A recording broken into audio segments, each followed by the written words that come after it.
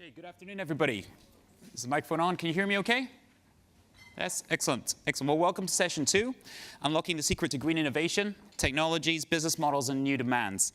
And as moderator, it's my first task and actually great pleasure to introduce Minister Masaharu Nakagawa, the Minister of Environment for Japan. And though he doesn't have time to stay for the full panel, he's come across from the negotiations to give us some great remarks. So please give him a warm welcome.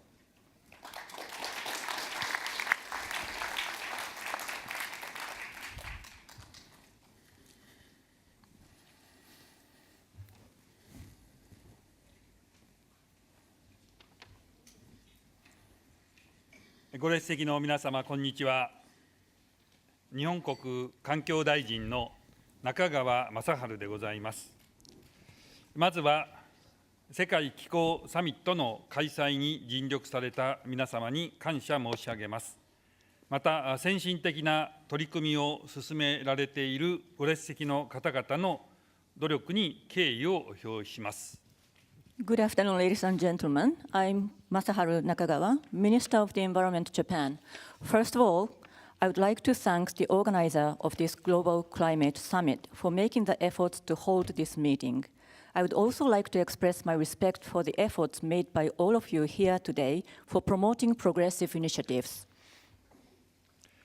パリ協定の目的達成に向け、我々は共に前進しなくてはなりません。そのためには政府だけでなく自治体、企業、金融機関、NGO など本日お集まりいただいているあらゆる主体が一丸となって取り組む必要があります。我が国は2030年度に 26%、2050年までに 80% の大幅な排出削減を目指します。In order to achieve the target of the Paris Agreement, we have to work together to make a progress. For that purpose, all of the actors who have gathered here today need to come together. That is to say, not only the governments, but also subnational entities, businesses, financial institutions, and NGOs. Japan sets its own goal of substantially reducing emissions by 26% by 2030 and 80% by 2050. パリ協定に基づく世界の取り組みを確かなものとするために不可欠なもの、それはイノベーションと透明性です。我が国は国内の大幅削減を通じて、水素エネルギーキャリアの製造、輸送や窒化ガリウムを用いた次世代パワーエレクトロニクス、CCS や CCU など、世界に先駆けた革新的なイノベーションに挑戦し、世界全体での温室効果ガスの排出削減に最大限貢献いたします。In order to solidify global initiatives based on the Paris Agreement, it is essential to secure innovation and transparency. Through substantial emissions reductions domestically, Japan will make its maximum contributions to the global overall GHG emissions reductions through taking on the challenge of generating transformative innovations ahead of the world, such as manufacturing and transportation of energy carrier, such as hydrogen, gallium nitride-based next-generation power electronics, and CCS and CCU technologies. また、パリ協定では、温室効果ガスの排出量、削減量、将来の削減見通し、気候変動の影響など、気候変動対策に関わるさまざまな情報を計測し、予測し、公表する、いわゆる透明性に関する仕組みを各国が整備していく必要があります。Under the Paris Agreement, each party is required to have a system of transparency to measure, project, and disclose a variety of information regarding climate change measures. That is to say, information regarding actual GHG emissions, reductions, future reduction outlook, and the impact of climate change. 透明性の向上は、自治体や企業など気候変動対策に意欲的に取り組むあらゆる主体にとって有益であると考えます。すべてのプレイヤーの取り組み状況や将来のニーズが見える化されることで、民間の参画投資が促進され、イノベーションの創出が期待されます。Improving transparency will benefit any actor and entity that are motivated to take climate actions, including local governments and private businesses. When we have good visibility of what each player is doing and what their future needs are, private sector's participation and investment will be facilitated, which in turn will lead to more innovation. 我が国は民間企業や自治体を含むあらゆる主体の温室効果ガス排出量を精緻に計測し公表する制度・技術を有しています。これまでも途上国における排出量報告書の策定支援などを通じ、透明性支援に関する野心向上に努めてまいりました。Japan has a system and technology to measure and disclose with much accuracy GHG emissions of any actor, including businesses and local governments. We have so far helped developing countries to increase their level of ambition regarding transparency through providing supports for preparing emission reports. 2020年、またそれ以降の野心向上のため、この COP23 において、途上国や国際研究機関とともに、コ・イノベーションのための透明性パートナーシップを設立し、途上国の気候変動情報の透明性向上を支援していきます。Aiming for raising the level of ambition in 2020 and beyond, Japan has initiated the partnership to strengthen transparency for co-innovation during COP23 in order to further support developing countries to improve transparency of climate change information. また、その一環として、透明性のための能力開発イニシアティブに500万ドルの拠出を行います。As a part of that initiative, we will pledge a contribution of $5 million to the capacity building initiative for transparency. 気候変動対策の透明性を向上させるため、科学的知見は非常に重要です。IPCC は気候変動政策に対して常に重要な科学的知見を提供してきました。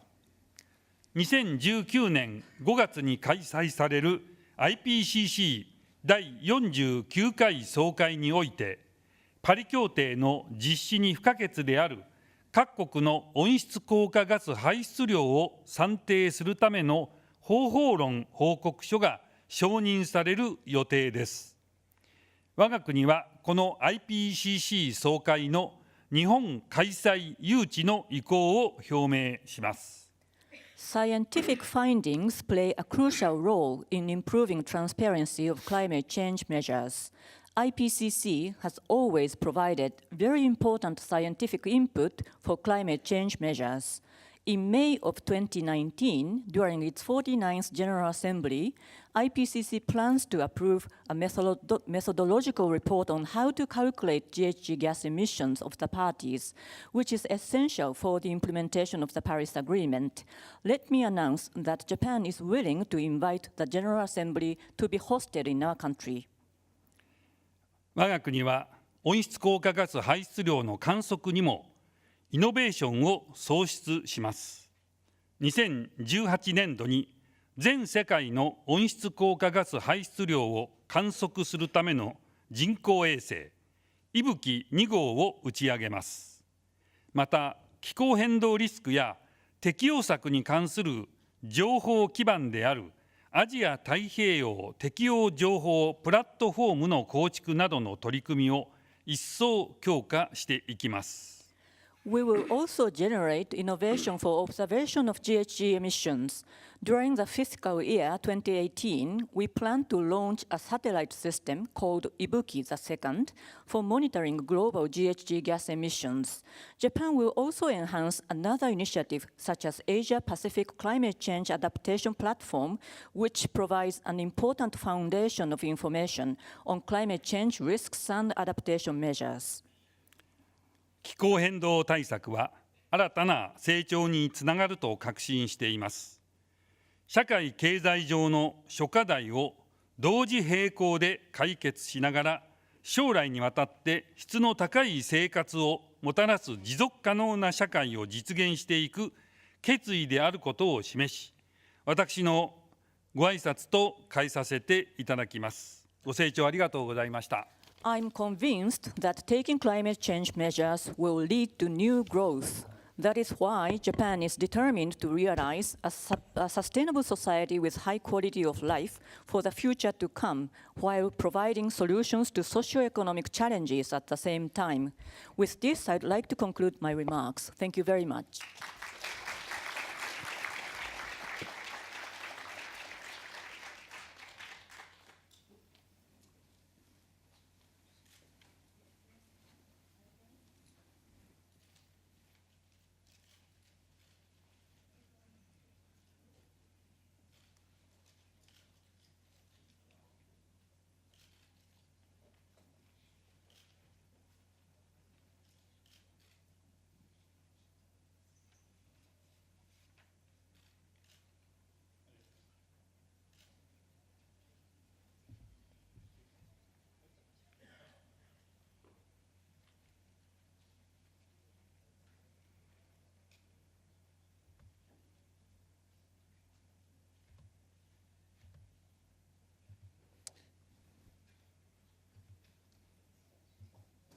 Great. Well, good afternoon again, everyone, and thanks again to the Minister from Japan for his comments. We're very grateful for his leadership and clear articulation of Japan's stance on this opportunity. I think what we all heard, hopefully, is just the commitment to the Paris Agreement, which is absolutely vital in this, underpinned by transparency and accounting, the transformative innovation throughout the sectors in Japan, and this idea of including the private sector, which I think bridges his comments so nicely to the panel we've got here.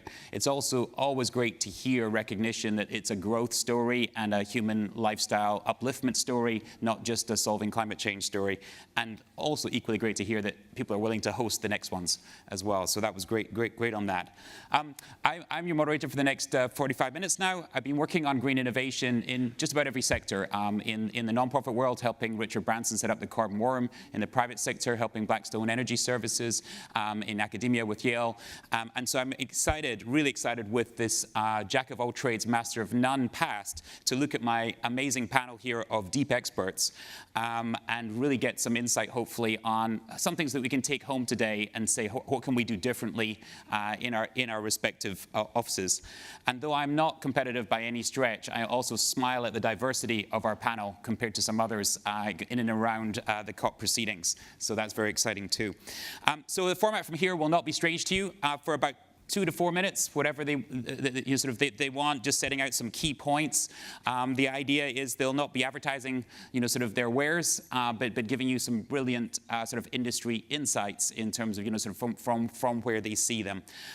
We're going to respect each other's time, and then we'll have a discussion, hopefully, and uncover some new insights amongst the group. So first, I'm going to go from nearest to furthest. I'm going to invite Professor Armin Schnettler, SVP of Corporate Technology Research in Energy and Electronics. I had to read that one out. From Siemens. So over to you. Okay, thank you very much. Yeah, ladies and gentlemen, how can we, or how do we make an energy transition happen for a company like Siemens, for instance? And the first thing we believe in is commitment. Commitment starts with doing the right things in your own organization.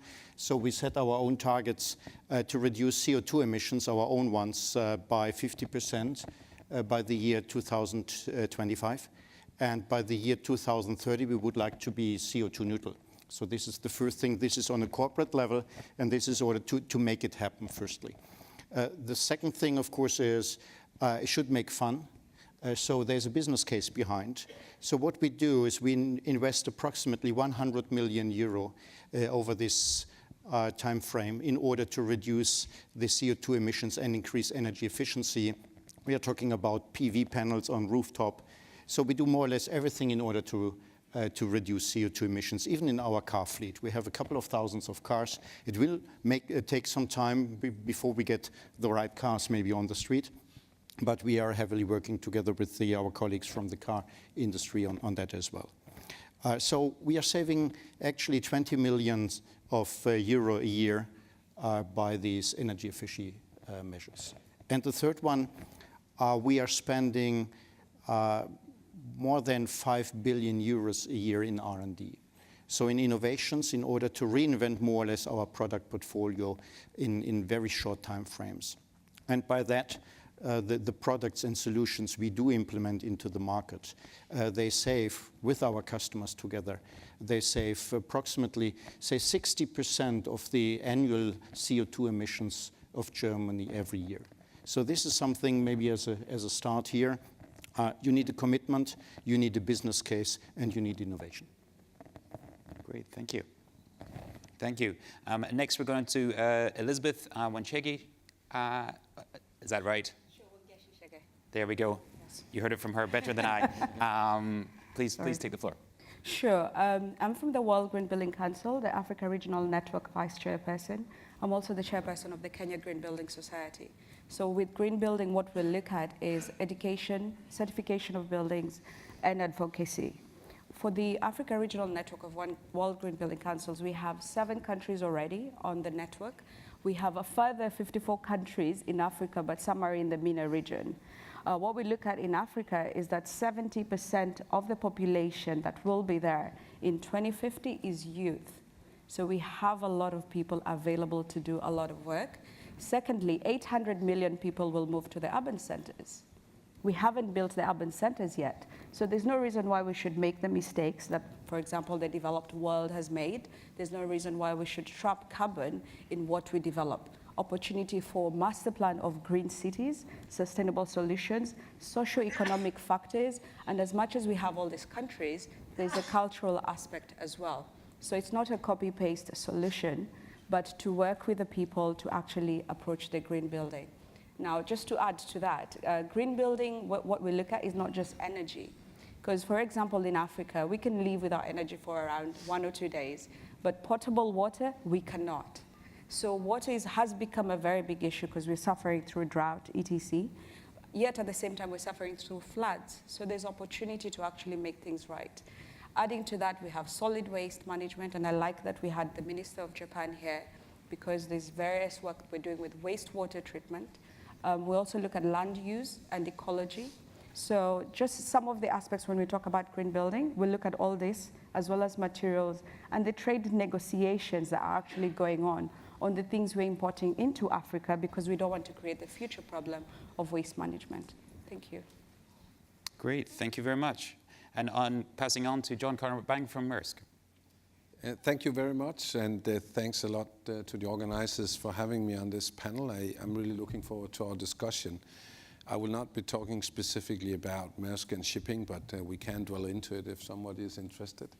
I think the headline here was what's the recipe or what's the hidden magic of green growth or innovation, and obviously that's a difficult question.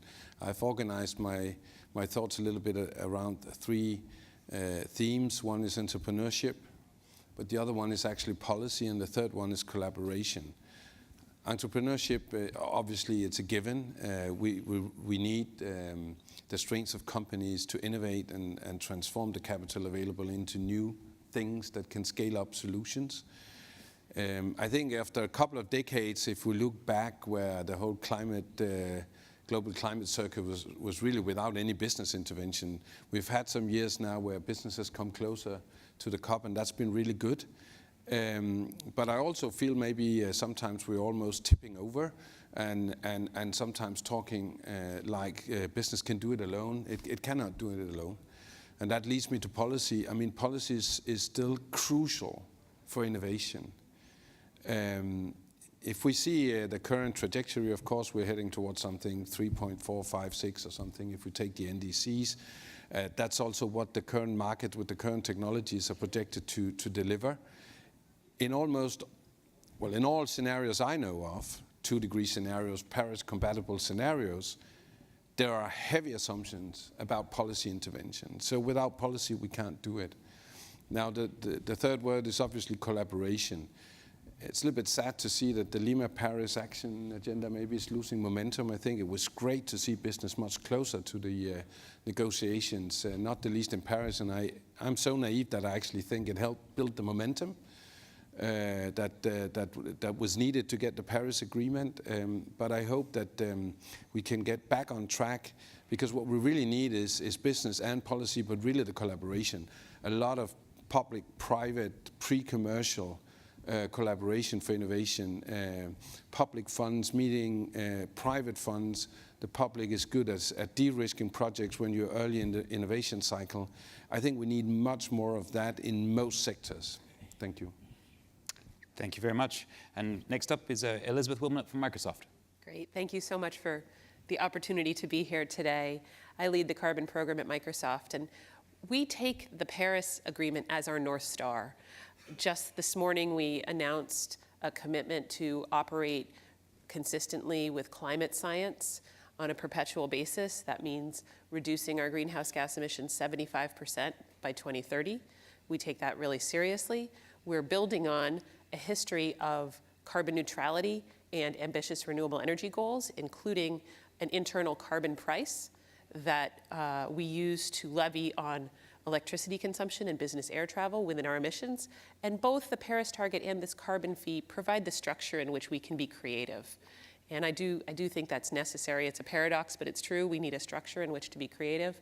And we see that again, actually, in the work that we do that's outward facing. We see cloud services as the backbone for decarbonization, for the solutions of environmental challenges. And we see artificial intelligence as a circulatory system. We see that as the tool suite that environmental researchers, whether it be in NGOs or governments, private sector, or academia, can use to solve thorny global environmental challenges. And that's what we've done. We announced a program called AI for Earth this July to empower researchers across sectors to educate them and give them access to the opportunity for innovative tools. And we're not expecting to solve those problems ourselves, but to be the enablers of those solutions. And so very much look forward to the discussion around this, and look forward to hearing thoughts and ideas around how to advance that. Great, thank you very much. And last but not least, Paul Simons for a more high-altitude view from the IEA. Thank you very much. For those of you who don't know us, the International Energy Agency is an intergovernmental group that, among its other tasks, tracks scenarios, tracks outlooks, and in particular tracks progress along the lines of different technologies to arrive at the Paris climate goals. And we're technology neutral, but within that framework, every year we take a look at which technologies in our assessment are on track to meet the goals and which are not. And right now, we only see about 3 out of 12 technologies being fully on track. Among those, onshore wind and solar photovoltaic, which have really taken off. So I would agree that we definitely need government policy support. We need an increase in R&D spending, both on the parts of government as well as the private sector. This is very, very important to develop new technologies. We need sometimes some early financial support for technologies that have various obstacles to put into place. Carbon capture and storage, for example, smart grids, freight changes. But at the same time, we also need regulation. Regulation has been extremely important, for example, in pushing ahead improvements in energy efficiency, which have saved us fully 15% of our total energy use in OECD countries in the last 15 years. So governments need to play a part, but at the same time, governments need to step back at the point in which these technologies become competitive. Otherwise, you'll get public resistance to ongoing subsidies that become a burden. So governments need to step in at the right point. They need to step out at the right point. Markets need to help as well. Clearly, it's a much bigger challenge to introduce innovative biofuels when oil price is at $50 a barrel than when it's at 150. So markets need to help as well. And the private sector as well, in terms of quality, price, reliability of the product. People are not going to move to new technologies simply on the basis of moral views.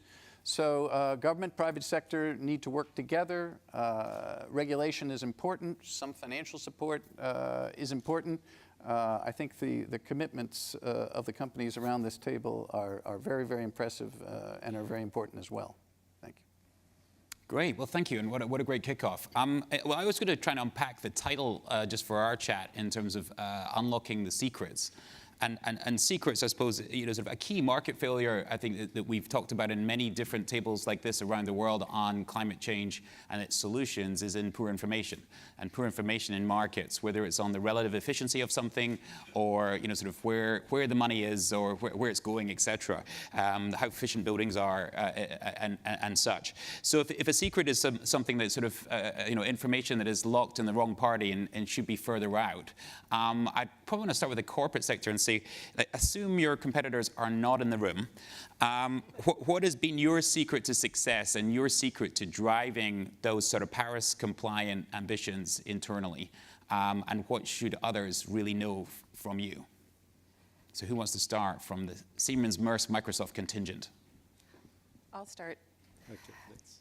One thing that truly inspires me about working for Microsoft, and I actually joined just about 2 years ago from the NGO sector, prior to which I had been in the public sector, is truly that Microsoft has a growth mindset. And I think I don't want to make this specific to Microsoft, but I think in this new world that we live in this new era of ever-changing technologies, we truly do need to have a growth mindset and truly do need to stay embracing of the trends that you mentioned. I think IEA is a wonderful educator and example of that type of cutting edge research. And so to me, it's really about being in that learning mindset, not being the know-it-all, shall we say, but being truly hungry and truly curious. Yeah. And maybe just go into that in terms of how you've opened it up on the AI piece Sure. for others. Happy to. So again, as I mentioned, we launched a program called AI for Earth. This summer, it was the brainchild of our chief environmental scientist, who's a conservation ecologist by background. He had seen the value for this in the areas of biodiversity, water, agriculture, and climate.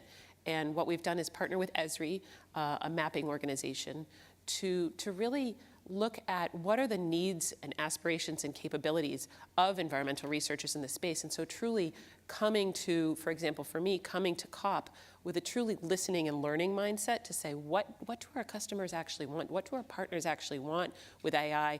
And not us not being the know-it-alls, but us being the enablers. And I think that's just crucially important in this age, because we certainly, it's such an there's infinite work to be done in this space that I think we need to, the way to approach that sort of collectivism is truly by enabling and partnering rather than trying to be the know-it-alls. Right. Some secrets of success from Maersk? Yeah, so on the Paris ambition, what we have done is that we have set ourselves a target to reduce 60% by 2020 on a 2007 baseline, so that's also really aggressive. We've reached 42% so far, and we've actually done everything we can to inspire our competitors to do the same thing, because we believe that the shipping sector, to be relevant in a low-carbon future, really need to get its act together. We've done this mainly on an efficiency basis, so it's not been difficult to do it alone because we've saved money on the bottom line. So we're in the space of win-win at the single company basis. Now, clearly, we believe we will achieve our 60%, but when we have achieved our 60%, this efficiency gain for shipping is drying out. I mean, we are 10 to 15% above industry average, so there is some catching up for others, but more or less when you reach this stage, there is not a lot of efficiency. There's innovation in that as well, of course. We've done the slow steeping, we've done retrofitting, but we are at a different scale now. We really need to find new propulsion technologies, new ways of doing the network and intermodal into land, and that's at a much more systemic level. That's something that we will not be able to do alone. And there I think it's not one size fits all. It depends on what drivers do you have in the market. We don't have that many drivers. The end consumer is really quite far away. We have a very small fraction of the supply chain emissions of the Nikes and the Henderson Moritz and everybody, so they care, but not that much because the production and so on is bigger. So that's, for example, one of the sectors that is at a point right now where more than ever regulation and public-private collaboration pre-commercial is really what is needed. Great. Anything to add on the Siemens side? Yeah, I mean, they're not really secrets. I mean, the secrets are maybe down deep in the products, etc., and in the algorithms. Talking about the business, I mean, it's about focus. This is very important to do the right things at the right time. It's about collaboration. We heard it already, just in order to have a better feeling on the customer's needs. This is very important.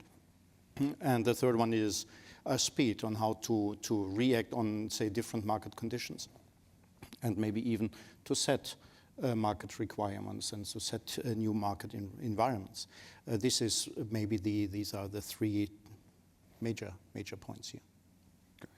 Great. And going now to the sort of independent NGO sort of perspective, Elizabeth, what do you wish wasn't a secret but unfortunately is sort of done less, than you want it to be done in Africa?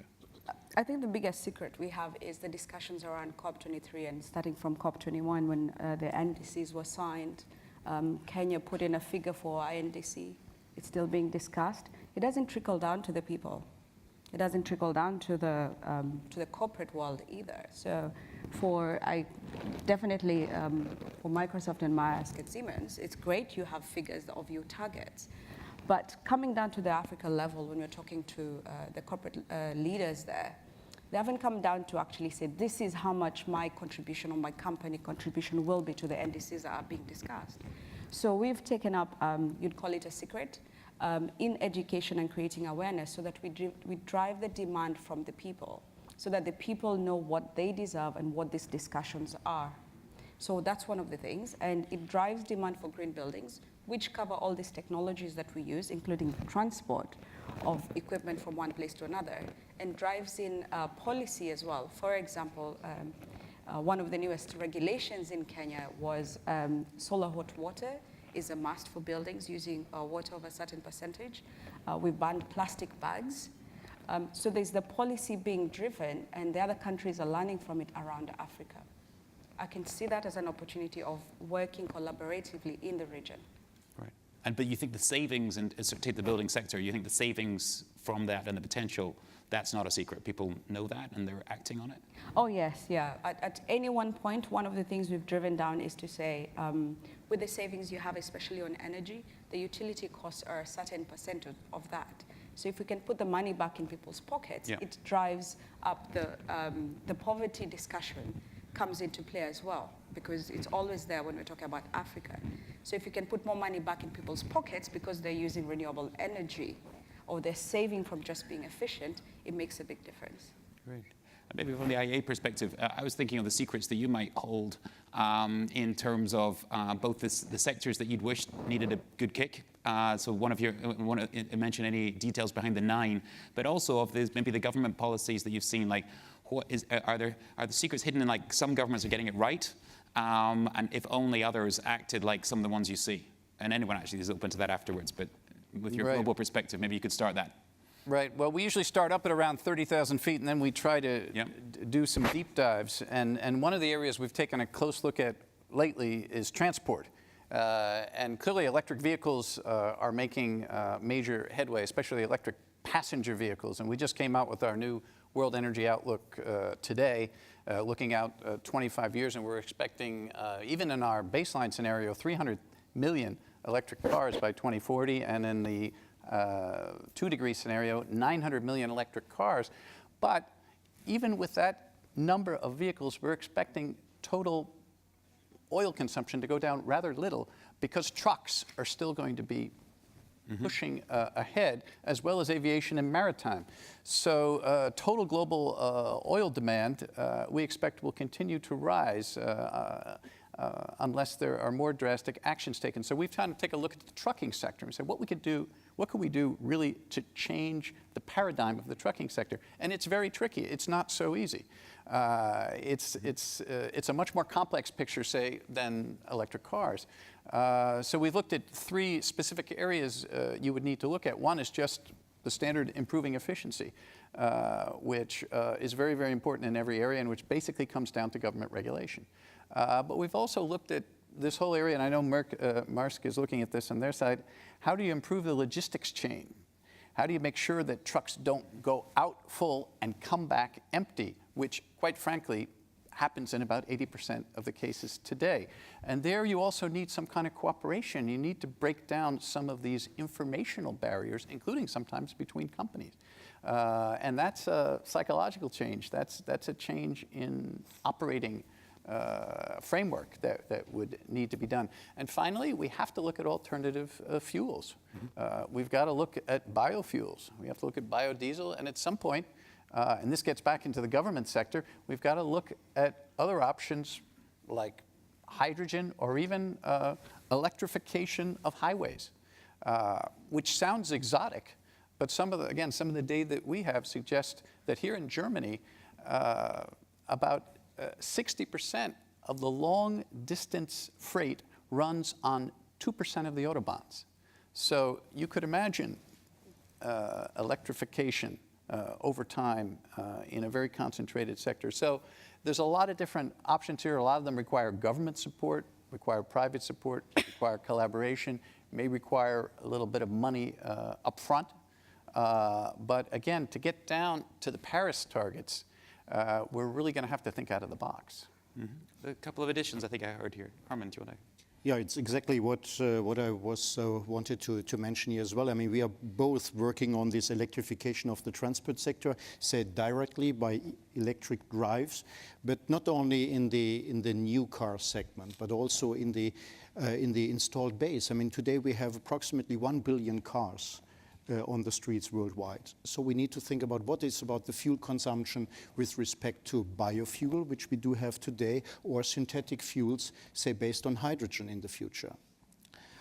Some aspect is supporting here quite a lot, which is the strong decrease in the electricity price coming out of renewables, which is for wind below, say, $30 per megawatt hour, and for PV by far below 20.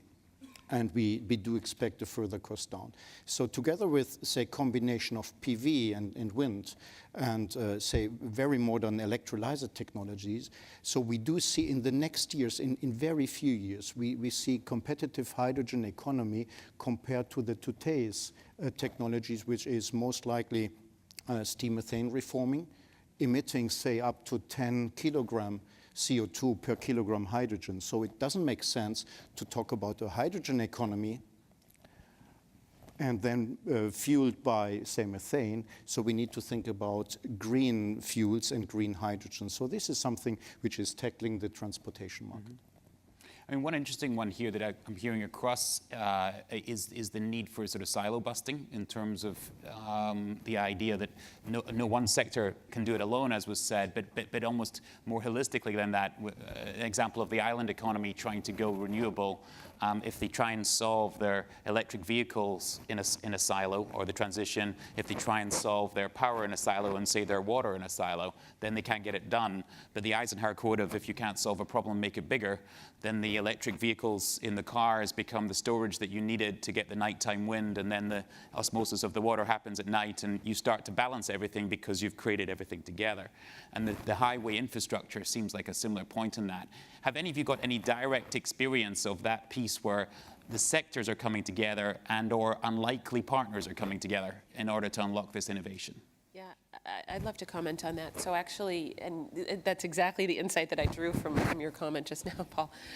We have a partnership with Agder Energy, which is a Norwegian utility, to provide software that is the basis for them to essentially what we call choreograph their supply and demand. So choreograph the inputs of rooftop solar, electric vehicles that are available for charging at different times, battery storage against their demand, so that they're able to smooth their load and avoid curtailment of their resources. And so to me, that is a perfect example of an optimization problem. So looking to optimize a system that is otherwise off balance. And so the example you mentioned of the trucking sector is a wonderful overlap with that, not only for the purpose of electrification, but also just thinking logistically and holistically around what trucks can travel when and on what routes. I'm just thinking Maersk might have a good addition here in terms of having to have unlikely partnerships to succeed on this. Yes, I do think we have, but I also have some humility because I do think we're just in the beginning of a journey. But I think we have great hopes also to what you said in terms of the intermodal. I mean, we're on a journey right now where we used to be working as a conglomerate, but so we're bringing our container shipping company closely integrated into our port company and integrated with our 3PL, 4PL company. And we're on a journey where we try to think end to end. That's a business proposition for our customers, but that will unlock, we believe, opportunities from an efficiency point of view, and there is a climate and an emission angle to that. One of the technologies that we're working with to pilot now in East Africa is shipping information pipeline, which is really from a trade facilitation perspective of digitalizations, digital in the sky solution to all the documentation and all the knowledge about exactly where the cargo is.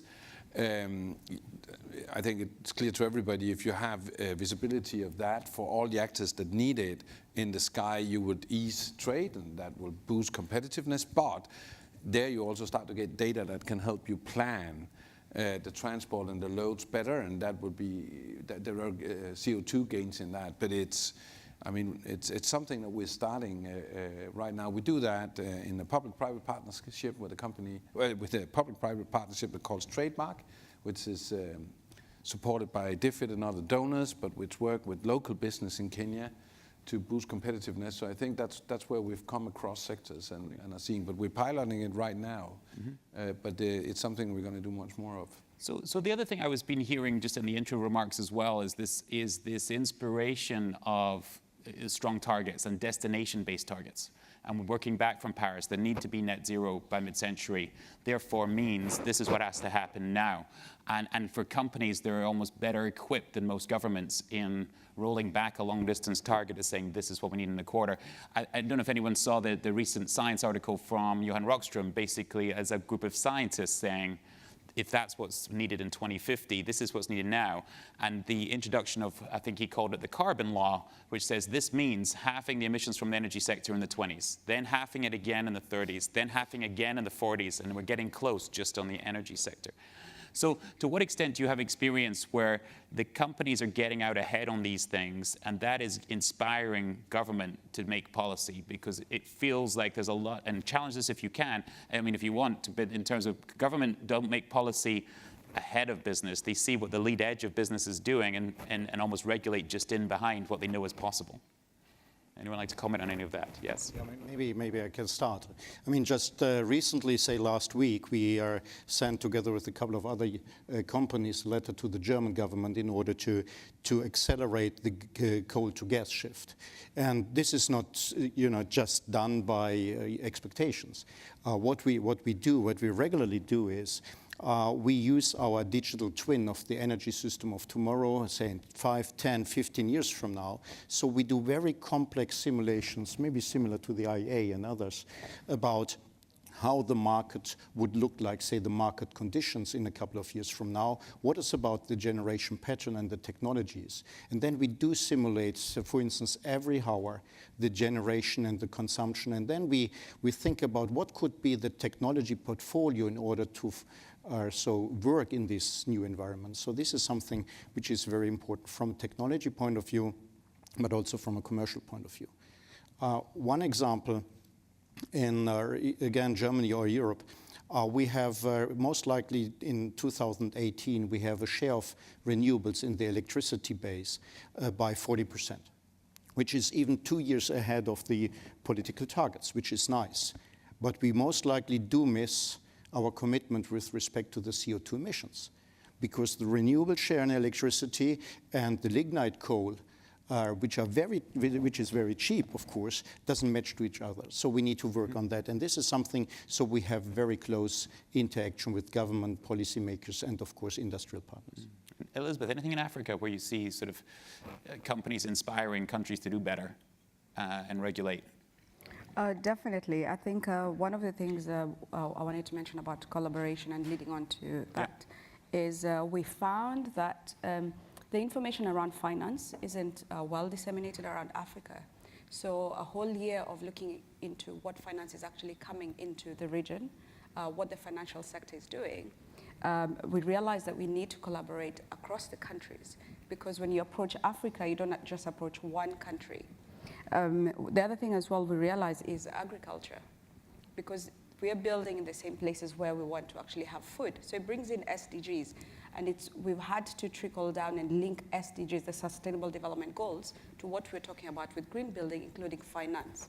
So some of the companies that have actually led in this discussion is renewable energy. Solar PV is, everybody knows about it. So for example, there's Copper Services, which is a local corporation. It's in the East African region, but they're providing rural electrification through solar power. As you know, with Africa, especially on the East Equator, we have solar for 7 hours a day, 350 days a year. So there's no reason why we can't take advantage of that. I'm jealous as a Scotsman. It's amazing. Yeah. So we find there might be smaller corporations, a lot of entrepreneurship, and it's very much from the youth that we have, because we're looking at the social aspect of it as well. And it's not just the urban centers, it's the rural centers as well. Mm-hmm. Anyone else on the kind of companies inspiring governments? Yes. Yes, I mean, but maybe singing a little bit out of tune, maybe, I don't know. Let's see. I agree, this is how it happens. Companies go on the edge and governments, legislation just behind them. I just doubt that is enough. Yeah. Because the acceleration we need to see, so we need to see more government. So how do we get that? Well, again, companies can play a role there, but maybe even much more in alignment with civil society and others. Because if you take work streams and what needs to happen, and you're a company in some of these sectors, you just stand in front of a journey that points towards 2 degrees that is loaded with policy risks. If there's something you hate as companies, policy risk. Other risk you can manage. Policy risks, they're really a nightmare. So you do one of two, I think, as a company in general. You fold and say, okay, this is too much. Or you become even more activist, because if you try to innovate and invest against the 2-degree scenario, you take upon you more policy risk that I think most companies would normally do. Okay, so you get invested in politics, and therefore you need to be more activist. I think there might be some of the things we see in US as well. You invested into a scenario that's so full of policy risk.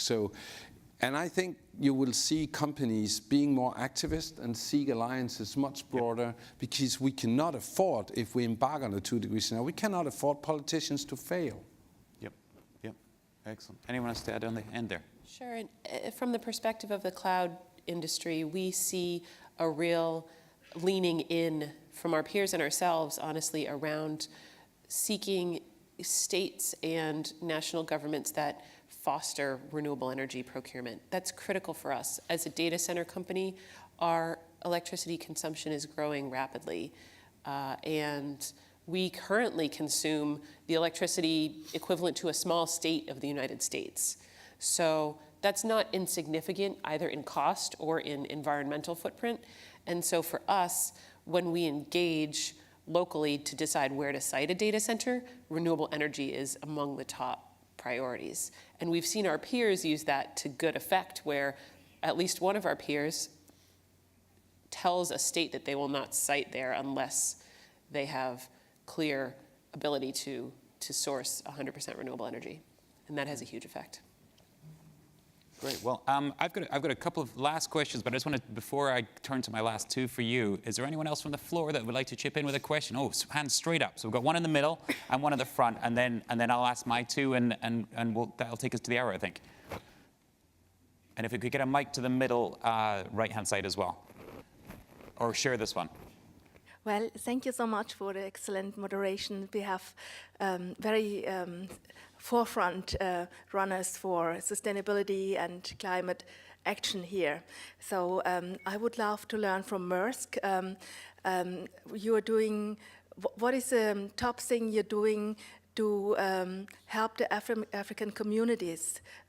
Your ships have been entered. It was a big case. Tom Hanks played the lead role of this captain who was kidnapped by Somali pirates, and now I've learned that Maersk is doing real good work with the communities, dismantling ships involved in Africa, giving work to the African people. So you're the chief sustainability guy from Maersk, chief shared value guy. Can you please tell us what Maersk is doing for the UN goals? And secondly, I would love to learn about Microsoft. You said about the massive climate consumption, what your company is doing for the reduction of consumption. And well, Bill Gates is basically the top billionaire who's saving the world, but what your company is doing to support his big mission. Great. And anybody else, I'm grateful Anyone for else any to chip in on quotes. either of those two? And can we just load us up with this second question as well in the middle? And then while you're preparing the answers to those, go for it. Thank you for the opportunity, distinguished panelists. Well, I would ask you if you have at the moment more or less defined vision for businesses and what most important for economic development policies in the countries which have the urge to dive deeper into fossil fuels as a driver of the economic growth, but still might also go the greener way. Well, if we just speak about leapfrogging, well, Germans in this room probably are paying around 30 euros for their monthly internet subscription. I'm paying 3 euros for the data link in my country, which is Ukraine. But if we are speaking about the energy and about carbon-intensive industries, well, there is a challenge, right? Because many of the ambitious planet-friendly initiatives are built on oil money. So, sorry, just a question? Yeah, so the question is, there are countries willing to push forward the economic development. They're in not very rich sector of the world. Do you see the business models and do you see the technologies that would allow them leapfrog further, escaping this drive to dive into fossil? Great. Thank you. Thank you very much. So let's do Maersk, Microsoft, and then maybe Elizabeth to lead on the leapfrogging question, and anyone else can chip in after that. Yes. I think you also referred to the SDGs. Of course, we have a lot of touch points with the SDGs, but I think what we're doing is really try to focus on some of the SDGs where we, through our business muscle and our innovation, can really make a big difference. One of them is, of course, climate action, given our footprint and the way we can innovate in transport and logistics. That's what we've been talking about now. But bringing up Africa, I think one of the topics across the SDGs that is most referred at the indicator level is actually trade-related. Trade, growth, good jobs. And the way that we connect Africa, of course, is a major contribution to growth in Africa. We made a study actually when we took over the Apapa terminal in Nigeria that had an average waiting time for cargo to get in and out of the country of 28 days. And we managed to turn that around when we took over and invested a couple of $billion and took that down to 1 day. And with other efficiencies, that created directly 30,000 jobs around the port and further down the value chain. We also, we're out of time, yes. Yeah. Just so we get the three questions in, and I got one last question I'll let you two all answer in a couple of seconds as well. So since 2012, we've had a carbon fee on our business electricity use, direct emissions, and business air travel. And we've levied that carbon fee in order to meet our public carbon commitments of carbon neutrality and renewable energy procurement. We've actually reinvested that back into energy efficiency and carbon reduction in our operations. So for example, we have funded a software platform for energy smart buildings that has actually yielded a 20% savings annually that drives reduction in energy bills, energy savings, as well as emissions. And we've actually, what we call productized that, and we've shared that out with our customers. So it's actually, that software is actually in place worldwide now. So that's just one example.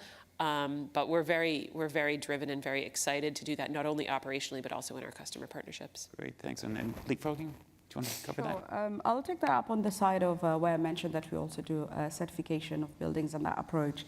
So one of the things for Sub-Saharan Africa is data.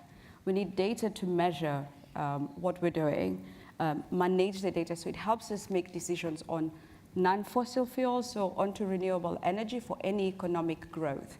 And then we can escalate that. So one of the things we said is we need to have better data management. We have transparency on the discussions under the regional network of the World Green Building Council. So the basis of growth or the basis of performance doesn't have local case studies because we don't have baseline data. We're always referring to the US data, UK and other countries. So there's great opportunity to start with a baseline, then we can grow and make decisions to move away from fossil fuels, especially for economic development. Great. I'm going to ask one question for the floor, and it's going to be wrapped up in my wrap-up as well. Just it feels like there's some enduring truths and some new truths as we're talking about this topic here. The enduring truths being, sort of the role of government is crucial. It's a necessary but insufficient actor on this, and their roles cover everything from de-risking to R&D support to a steady framework and a clear set of rules, and then the overarching ambition to get to the target. So that feels like stuff we've been talking about in these panels for a number of years, and that sort of things are progressing, but it's the same issues. And then it feels like there's some new sort of urgencies and sort of new news, and some is the urgency, the scientific urgency is now translated into this is what we need to do. Mission 2020, for instance, saying that we've got to bend the curve on all 6 major parts of the economy by 2020 to get there. And it also feels like there's some really new pieces in silo busting, whether it's data philanthropy, which I think is sort of a new term that we'll hear more and more of, where you're sharing data and sharing tools with the other sectors in order to get things done. But I just wanted to maybe finish with that ideas, and also the business cases improving 2017 versus, say, 2016 on all the things you've been talking about. So going down the panel, maybe with just 30 seconds each, say, what have you found that's new about 2017, either COP or your week here at COP or just in the year leading up to it, and what are you doing differently, and what would you like the audience to do differently based on the sort of what's happening now? We'll go left to right. Okay, so what has changed is the business model behind. Yep. Our renewables have driven down the cost significantly by 50 to 70%. So now we need to scale up. And when talking about scaling up, we are talking about factor of 100. So it's not factor 5 or 4 or 10. We are talking about factor of 100. And this we need to do together, so in collaborations, and then we make it happen. Great, thank you. Elizabeth. I was just pointing out that the things that we've picked up is, especially from COP21 and COP23, is there's ambitious, audacious goals. Yep. There's no reason why we can't have that and work towards them. And also people are at the core of everything we're discussing. Before it was targets, it was energy, it was something else, as if it's not being designed for the people. So people have become core, especially youth, women as well. And you did actually mention about your panel as well. So that's become very forefront. That's also different. Thank you. John. Well, I think I will lean on the people thing because it leads to collaboration. I mean, that's not new, and I'll point to the SDGs. Happened in 16, but I think 17 have shown to me that the SDGs symbolizes that there is really an increased awareness and readiness to actually try to transcend your silo and collaborate, and that's one of the things that gives me hope. It's difficult still. We don't know really how to do it, but I think there's more momentum around that, which I think is great. Yeah. Very similarly, I would say that the web of civil society, private sector, and public sector is very knitted together here at COP this year, and that is a huge source of inspiration because without that, we truly can't address this tragedy of the commons. We need to have a collective effort like that. Thank you. I would agree with all these comments and also note that the role of municipalities, I think, is much more apparent this year. For example, something the IEA is trying to do is bring a coalition of 100 cities that support vehicle electrification. Why? Because of the air quality issue and the issue with public support. So drawing different types of coalitions together for common goals, bringing in civil society, bringing in municipalities, bringing in the health sector, together with the energy sector. This is very important. Great. So just to wrap up, and thank you very much for your time for an hour. But it just feels like sort of there's a couple of things going on here in terms of this compelling business case. There's this steady curve, this decline in clean energy costs, which has plummeted, and we're taking advantage of this as a business case. But other business models are going in on top. The AI business model, the sharing economy business model, all driving that cost. There's this squiggly upward brown line that crosses through that at some point, which is the cost of fossil fuels as they get harder, dirtier, and more expensive to get, while everything else is getting cleaner, cheaper, and more abundant. So the people that are no longer with us are betting on the crossover not happening in their sector, not happening in their geography, and government policy not helping the acceleration towards that crossover. And it feels like that minority is just almost sort of getting very smaller and smaller everywhere they go, because you're basically betting against all those other fundamentals that are happening. And so with that, I would say, conclusion with one word, we kind of complain against our title, I think, as we all chatted earlier. It's not a secret, it's a race. And so thank you very much for your time.